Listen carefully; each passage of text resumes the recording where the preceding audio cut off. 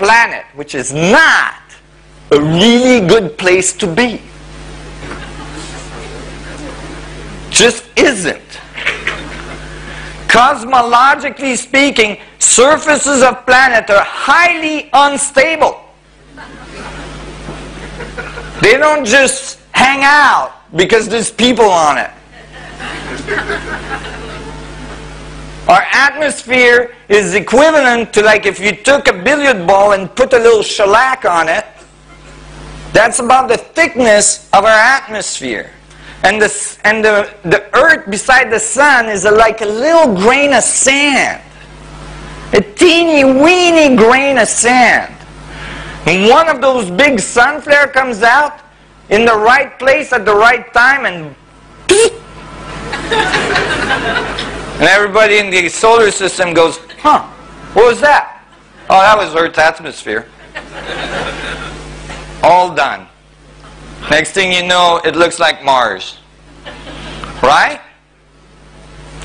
So, never mind, you know, asteroids and comets and all the rest of the stuff. Right?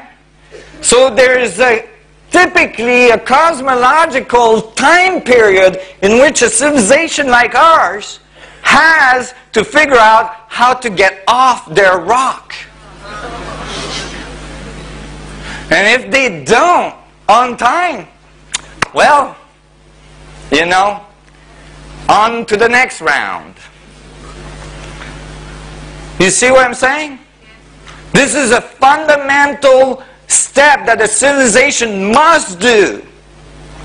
And we are at that point. We are at that moment in our evolution where we must understand these more fundamental principles of the physics of the universe. That includes the philosophy of the universe, the spirituality of the universe, the connection that connects us all, and understand how it works and apply it in our technology so that we can actually, literally ascend.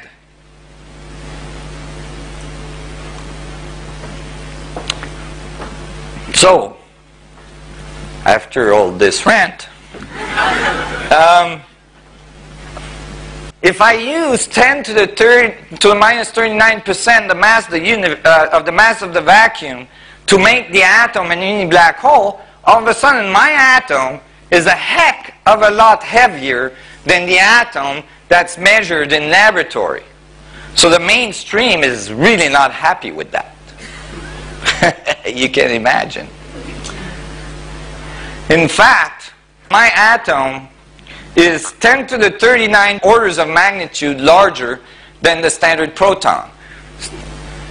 So, you know, you would think, oh my God, it's got to be wrong, right? 10 to the 39 orders of magnitude wrong. Right? Well, the first thing I did, I said, well, if I'm that wrong, this, you know, it shouldn't work in a scale. So I took a scaling law. This time I took the mass against the radius, and I put all the objects in the universe I could find. You know, universe, this is the Planck's mass, the Planck's distance, and then, you know, galaxies, quasars, the sun, the earth, pulsars, and this is the Schwarzschild proton, this is the black hole proton, and this is the standard model proton. So, you know, this is straight off data. This is not really debatable. Obviously, this data point is in the wrong place. Why is that? It's because our way of measuring the mass of the proton, and just so you know, in physics, mass has not been defined. They don't tell you where it comes from.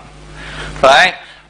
Is to knock the proton out by shooting particles at it. And then it pops out of the atom, and then we make a measurement, and we assume that the proton was the same mass when it was in there. Well, you know, when you've disturbed the system, you probably don't get the right data. It's the same thing in you probably don't get the right data. It's the same thing in biology. You know, we want to study cells. So what do? We freeze them with liquid nitrogen. And then we shear them open. Now they're not alive anymore, you know. And then we look with an electron microscope. And, oh, wow, you know, DNA is a big mess in there. We're probably not getting the right data. And so,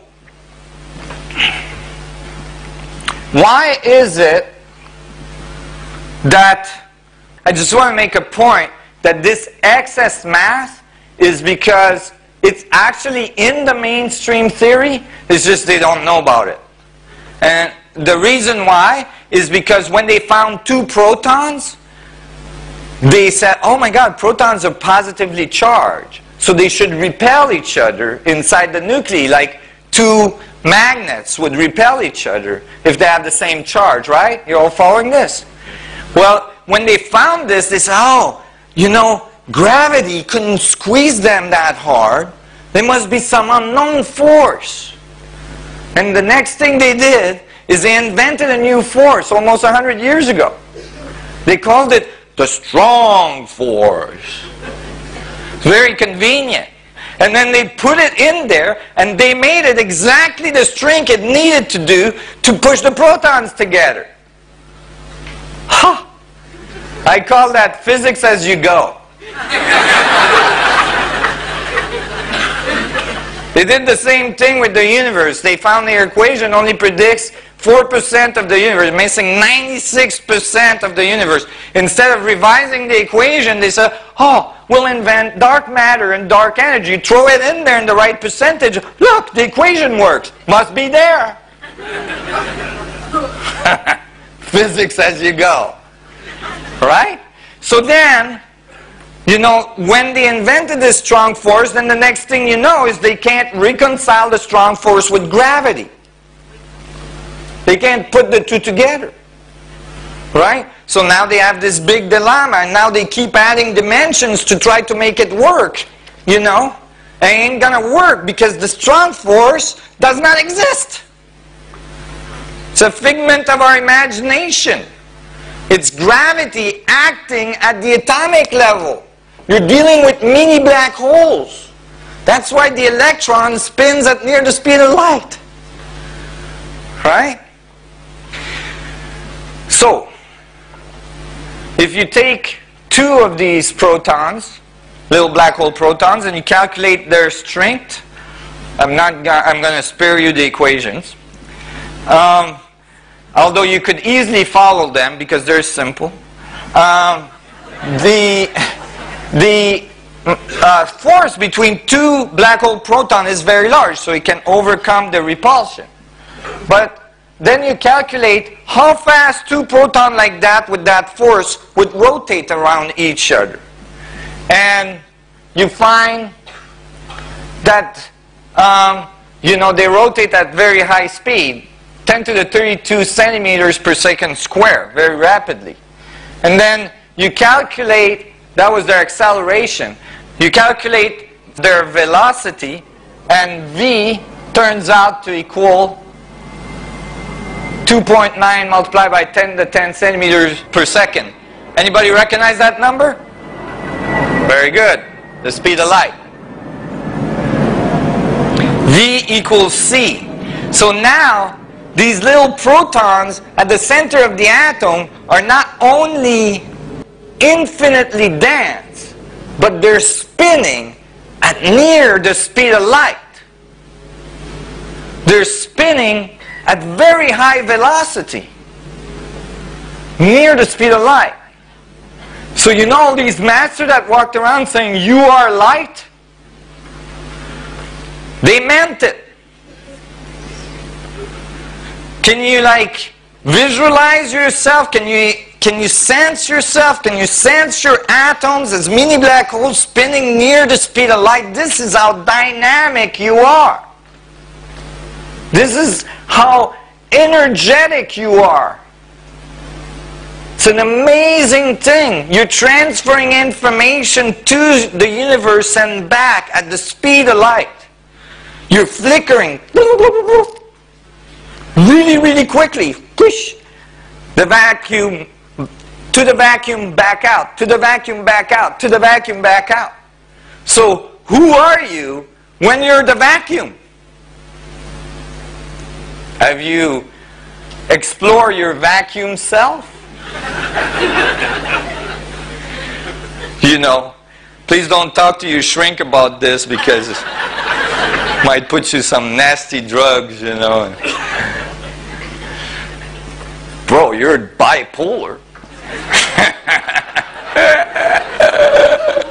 Yes, I am. I'm sorry, but half the time I'm the vacuum.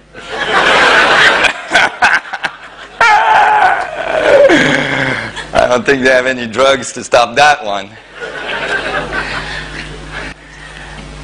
So, you know, I can skip some of that, but I just wanted to say, you know, you're flickering, you're informing the vacuum, flickering in and out of it very, very quickly. Everywhere is happening like this, you know. It's, my 4-year-old actually talked to me about that once.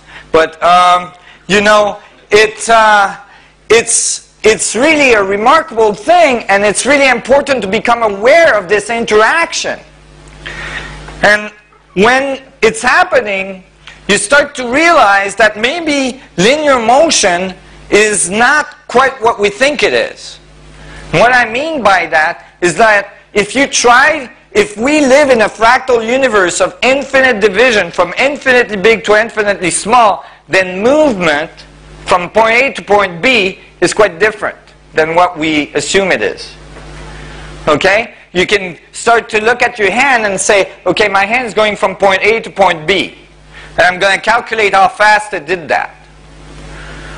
Well, you know, if you close the box around your hand, then you can do it. But if you realize that it's all embedded to infinity, then you'd say, well, while my hand was going from A to B, the Earth was rotating.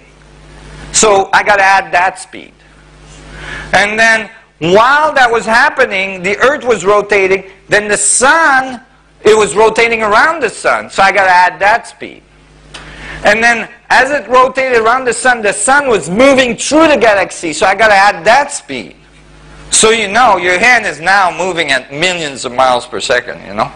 And then like, you know, you keep adding because this galaxy is in a supercluster, which is in a in a cluster, which is in a supercluster, and so on. In a universe, in a multiverse. Next thing you know, your hand's going at the speed of light. So how do you define movement? You realize that your hand is not moving linearly from A to B. That's the chopper that likes to follow me. Your hand is appearing, disappearing, appearing, disappearing, undoing itself, redoing itself, undoing itself, redoing itself, every time going to infinity and back. Being informed of where it must reappear. Just like a movie, which is a bunch of frames, but if you move the frames fast enough, they appear to be smooth. And if you realize that, you're interacting with the vacuum this way, and you're good at manipulating the vacuum, what I call vacuum engineers, masters,